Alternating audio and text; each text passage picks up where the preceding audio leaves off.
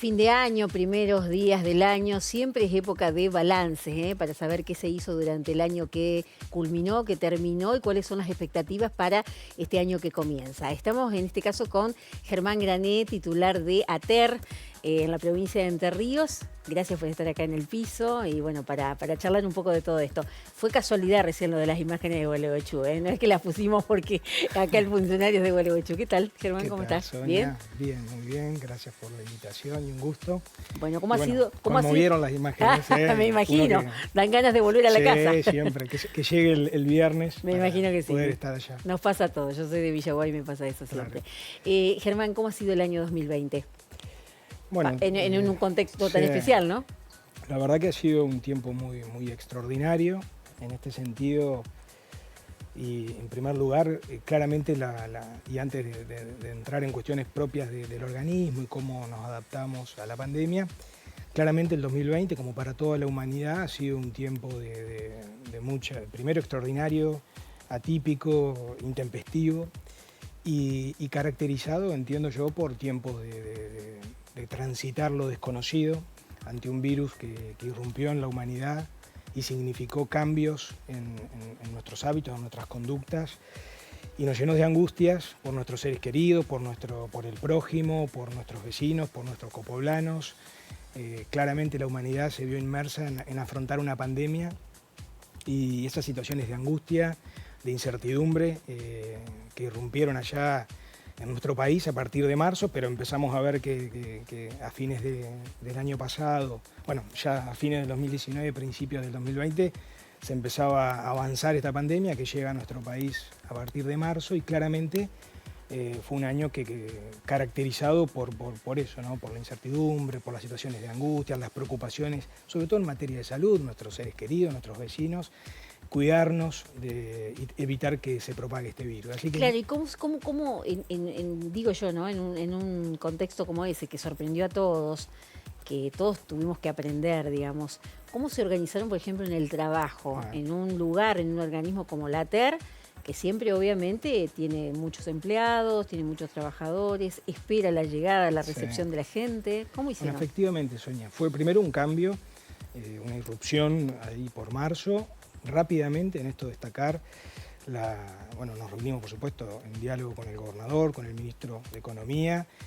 ATER tiene un rol muy, muy significativo en el funcionamiento del Estado, más en un tiempo de pandemia donde el Estado asume, como uno siempre pretende, un rol protagónico, pero en tiempos de pandemia más aún. Eso exigió que ATER, en cuestión de horas, a partir del 17 de marzo, empecemos a repensar un esquema de trabajo.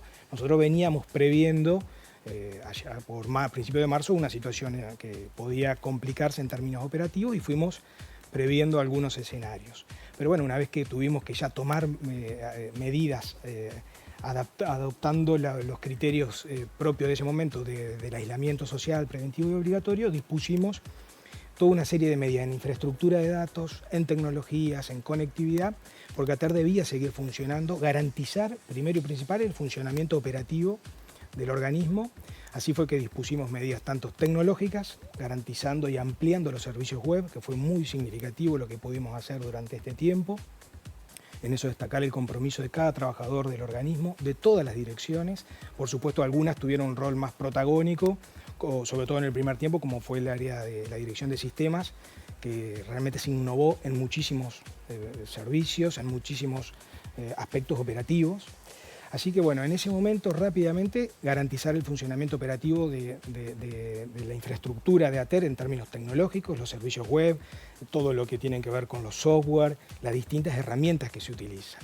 Y también pensar mecanismos alternativos para vincularnos con los vecinos. Todos sabemos, nuestros vecinos, los contribuyentes, realizan un montón de gestiones con nosotros que la hacían en las más de 50 oficinas que tiene ATER en toda la provincia, en Ciudad Autónoma de Buenos Aires y en Rosario. Entonces debíamos pensar canales alternativos porque había que justamente contribuir a no propagar el virus, así es que en esas medidas de aislamiento rápidamente la atención presencial por supuesto quedó restringida a 0, que luego a partir de abril sí empezamos a reabrir progresivamente, pero en esos primeros días determinamos automáticamente que se cerraban todas las oficinas para atención presencial y fortalecimos en poco tiempo, en cuestión de horas, como digo, la atención a través de canales electrónicos, esto es el SAC, el Servicio de Atención, ¿no es cierto?, al Ciudadano, que contiene básicamente respuestas telefónicas, respuestas por correo electrónicos, y de esta manera rápidamente pudimos dar respuesta a muchas de las inquietudes, porque además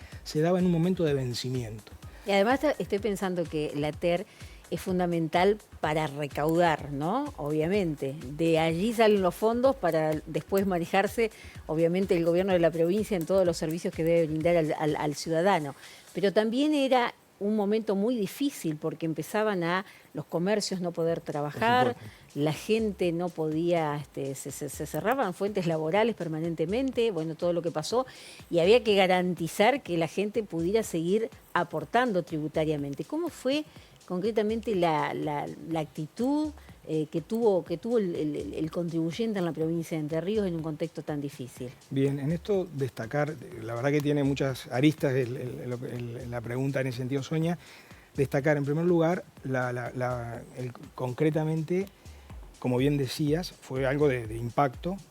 Hubo actividades que no tuvieron restricciones, pero otras muchas que sí. Claramente,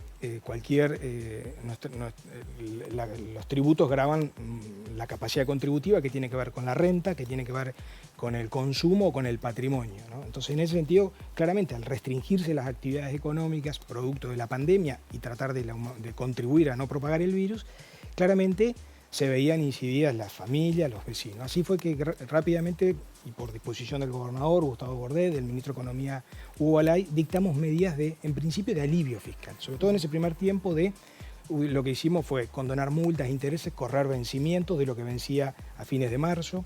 Luego reformulamos el calendario de vencimientos para llegar con alivios a los contribuyentes. Ahí se emitió el decreto 520 por parte del gobernador, luego nosotros emitimos la resolución 55. En ellas todo lo que buscamos fue llevar mecanismos que permitan acompañar esta situación extraordinaria. Claramente esto iba a impactar en la recaudación. Y como bien decías, el Estado, la contracara era la necesidad de un Estado cada vez más presente en materia de seguridad, en materia de salud. Así que estas situaciones de llevar alivios, estas situaciones de buscar aminorar, como se hizo en algunas categorías de ingresos brutos, determinar importe cero, por ejemplo, en el mes de abril, condonar multas e intereses por los vencimientos de marzo, correr vencimientos para determinados sectores, por ejemplo, el sector turístico, el sector hotelero, el sector gastronómico, el sector de transporte de pasajeros, el sector de todo lo que son academias culturales, los centros deportivos de fútbol 5 y demás. Todo se buscó, como estaban prácticamente sin actividad, mientras otros rubros empezaron a abrir progresivamente y de manera muy estudiada y ordenada. Otros rubros no pudieron tener esa amplitud. Entonces se pensaron medidas para ello y hicimos todos los corrimientos de vencimientos previstos para este año a través del decreto 1128 del gobernador. Los pospusimos, lo que vencían durante el 2020 lo pospusimos para este año a partir del 2021. ¿Y los objetivos se alcanzaron? Sí, se cumplieron. A ver, abril fue el mes más complejo en términos de recaudación. Y la verdad que a partir de abril nuevamente empezamos a tener regularidad. Y en esto destacar, por un lado, el desarrollo, cuando uno dice que se cumplieron los objetivos, estamos conformes por el hecho de que alcanzamos la meta presupuestaria, lo que estaba previsto para este año para el presupuesto, se pudo alcanzar y sobrepasar en algunos puntos, a pesar, como digo, de un contexto muy extraordinario como el que vivimos. Y en esto destacar no solo las medidas de alivio, que buscaban acompañar la situación de mayor restricción a la actividad económica, sino también los medios que habilitamos desde el organismo para los trámites de los contribuyentes y para los medios de pago. Estos canales electrónicos brindaron la posibilidad de que los contribuyentes, los ciudadanos, no tengan que ir a los bancos, que por disposición del Banco Central no podían cobrar tributos ni ningún otro tipo de servicios, ni tampoco los centros de cobro.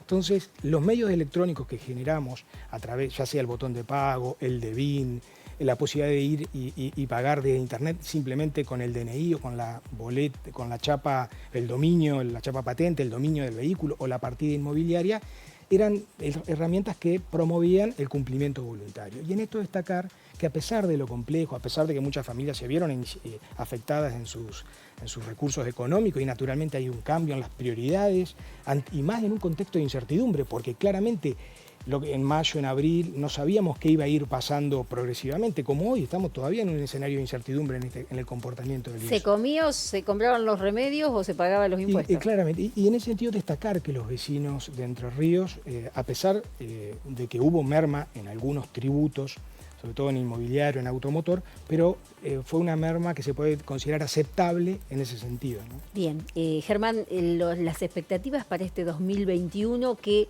de alguna manera uno creía que iba a plantearse ya más fácil que el 2020, pero bueno, la realidad también indica que esto no ha terminado, no ha finalizado para nada, lejos estamos de hacerlo, se ha complicado en algunas situaciones. ¿Qué objetivos tienen ustedes para este 2021? Bueno, nosotros en ese sentido primero vamos a darle continuidad, lo hemos hablado con el gobernador, con el ministro, vamos a darle continuidad a la fuerte impronta que estamos dando en materia de servicios a los contribuyentes, de promover el cumplimiento voluntario.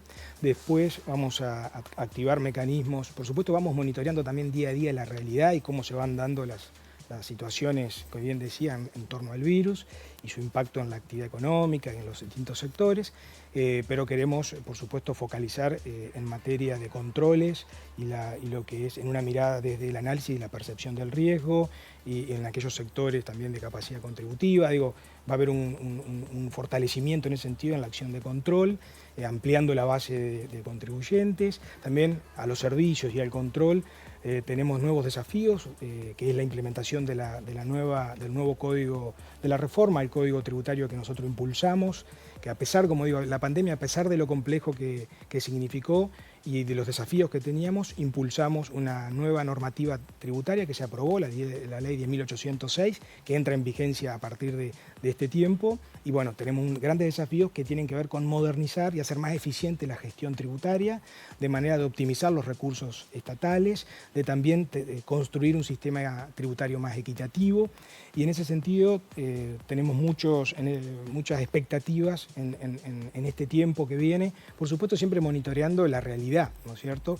Pero vamos a trabajar fuertemente en hacer más eficiente al organismo, hemos dado pasos muy significativos en este tiempo, pero de ya que nos entusiasma la verdad que eso lo hablábamos con el equipo de directores, con muchos trabajadores, nos entusiasma haber podido conseguir adaptarnos a la pandemia como hizo el organismo, haber trabajado de manera remota, un organismo que tiene presencia en toda la provincia, en Buenos Aires, en Rosario, claramente haber transitado y haber podido innovar en muchos temas, haber podido llegar con respuestas, haber cumplido con las metas presupuestarias. Digo, nos entusiasma eso a ir por nuevos desafíos. Así que este 2021 nos encuentra con nuestro desafío es profundizar los servicios, promover el cumplimiento voluntario en ese sentido, vamos a intensificar los controles, monitoreando siempre la realidad que impera en nuestro país, en nuestra provincia, y por supuesto también, como decía, trabajar fuertemente en la eficiencia del organismo, que es algo que es un desvelo permanente del gobernador. Balance entonces de la gente de ATER, expectativas para el 2021. Germán Granet, titular de este organismo, muchísimas gracias por esta visita. No, por favor, gracias a vos, Sonia, a todo el equipo de Canal 9, un saludo a todos los vecinos que nos ven en toda la provincia, a Gualeguaychú por supuesto, y también destacar, quiero aprovechar para saludar a todos los trabajadores del organismo, a todos los trabajadores de ATER, que en una situación tan compleja como la que nos tocó atravesar, pusieron lo mejor de sí, nos permitieron concluir un año con los objetivos cumplidos y por supuesto con nuevos desafíos. Feliz año nuevo entonces. Gracias. Seguimos nosotros con más información. Vamos a